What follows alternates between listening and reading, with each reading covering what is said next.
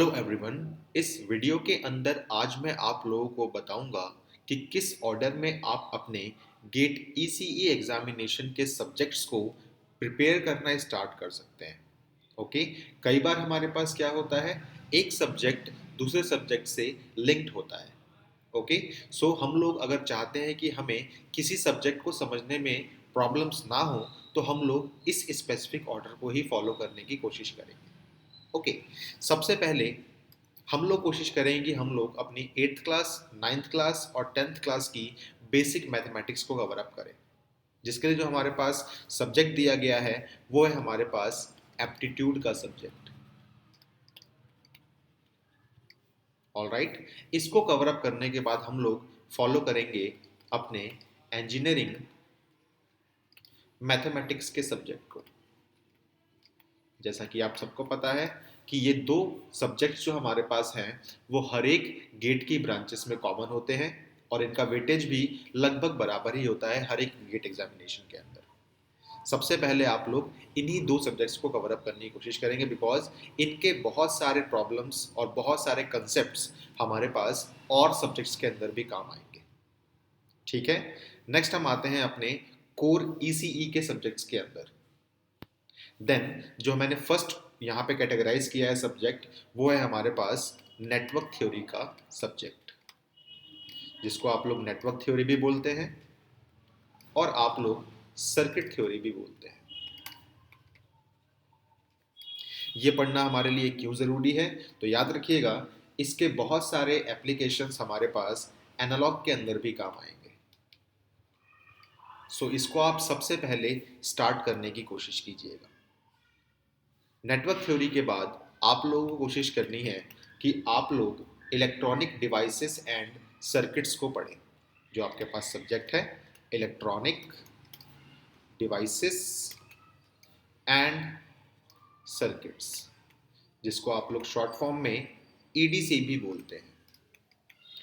ये टॉपिक भी हमारे पास वहाँ पे काम आएगा जहाँ पे हम लोग एनालॉग को थोड़ा बहुत पढ़ रहे हो। ओके।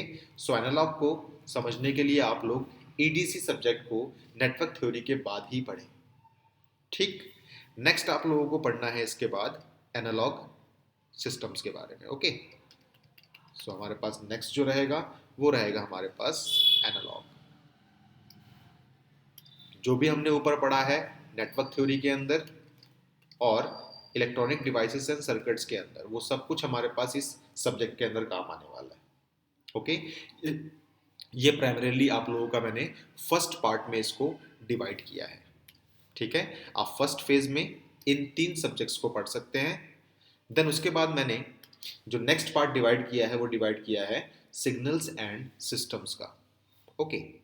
जो हमारे पास नेक्स्ट पार्ट है वो है हमारे पास सिग्नल्स एंड सिस्टम्स का। याद रखिएगा सिग्नल्स जो होता है वो बेसिक्स होता है किसका, कम्युनिकेशन का। सिग्नल्स जो होता है वो बेसिक्स होता है कम्युनिकेशंस का, यानी कि ये सिग्नल्स जो हमारे पास सब्जेक्ट है वो हमारे पास कम्युनिकेशंस वाले सब्जेक्ट के अंदर काम आएगा। और सिस्टम्स जो हमारे पास है वो हमारे पास कंट्रोल सिस्टम्स में काम आएगा। आगे चल के कंट्रोल सिस्टम्स में काम आएगा। ऑलराइट। देन इसके बाद सिग्नल्स एंड सिस्टम्स के बाद हमें पढ़ना है नेक्स्ट सब्जेक्ट जो है हमारे पास कंट्रोल सिस्टम्स। कंट्रोल सिस्टम्स याद रखिएगा यहाँ पे सिर्फ आप लोगों का सिग्नल्स एंड सिस्टम्स काम आएगा और ये नेटवर्क थ्योरी के कुछ कंसेप्ट हमारे पास काम आएंगे। ऑलराइट। ये मैंने प्राइमरी डिवाइड किया है सेकंड कैटेगरी के अंदर, यानी कि पार्ट 1 में आपको ये सब्जेक्ट्स कवर अप करने हैं और पार्ट 2 में आप लोगों को ये सारे सब्जेक्ट्स को कवर अप करना है। ऑलराइट। देन नेक्स्ट जो हमारे पास क्लासिफिकेशन है सब्जेक्ट्स की, उसके अंदर मैंने उसको पार्ट 3 का नाम दिया है। और याद रखिएगा पार्ट 3 में आप लोगों को मेनली पढ़ना है डिजिटल इलेक्ट्रॉनिक्स वाले सब्जेक्ट को। डिजिटल इलेक्ट्रॉनिक्स वाले सब्जेक्ट को। ओके। इसके अंदर हमारे पास ये डिजिटल कम्युनिकेशंस में काम आएगा। नेक्स्ट हमारे पास जो सब्जेक्ट है वो है हमारे पास कम्युनिकेशंस का चैप्टर। कम्युनिकेशंस को पढ़ना है हमें। याद रखिएगा ये कम्युनिकेशंस चैप्टर बहुत हेल्पफुल होगा हमारे पास ईएमटी को पढ़ने के लिए। ठीक है।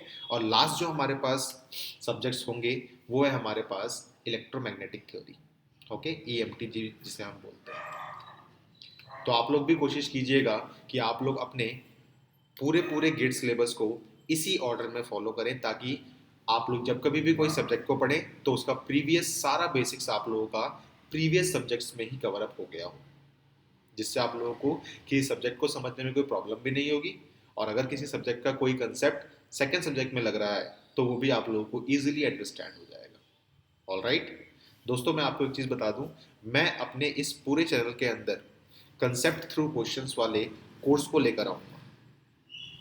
कंसेप्ट थ्रू क्वेश्चंस क्या होगा इस कोर्स के अंदर? तो मैं इस कोर्स के अंदर आप लोगों को क्वेश्चंस के माध्यम से सारा का सारा कोर्स कवर अप कराने की कोशिश करूंगा। मैं स्टार्ट करूंगा अपने इस कोर्स को एप्टीट्यूड से, और बाद में मैं जाऊंगा इसके अंदर इंजीनियरिंग मैथमेटिक्स के अंदर, और उसके बाद में अपने कोर सब्जेक्ट्स को फॉलो करूंगा बिल्कुल इसी ऑर्डर में। तो अगर आप लोग गेट ईसीई की प्रिपरेशन को स्टार्ट करना चाहते हैं तो आप लोग इस चैनल को सब्सक्राइब कर सकते हैं, ताकि जितने भी मैं यहाँ पे क्वेश्चंस कराऊं उन क्वेश्चंस का प्रॉफिट आप लोग भी उठा सकें। ओके, याद रखिएगा, मैं यहाँ पे प्रीवियस ईयर गेट क्वेश्चंस को फॉलो अप करूंगा अलॉन्ग विद जितने भी मेरे पास इंटरनेट के रिसोर्सेज हैं, उसमें जितने भी क्वेश्चंस मेरे पास हैं मैं उन सारे के सारे क्वेश्चंस को यहाँ पे सॉल्व करने की कोशिश करूंगा आप लोगों के साथ, जिसके साथ आप लोगों का कंसेप्ट भी स्ट्रांग होगा। ओके, सो अगर आप लोग गेट ईसीई की प्रिपरेशन को कर रहे हैं तो आप लोग प्लीज़ इस चैनल को सब्सक्राइब कर सकते हैं, ताकि थोड़ा बहुत एडवांटेज मैं भी आपको प्रदान कर सकूं। Thank you so much.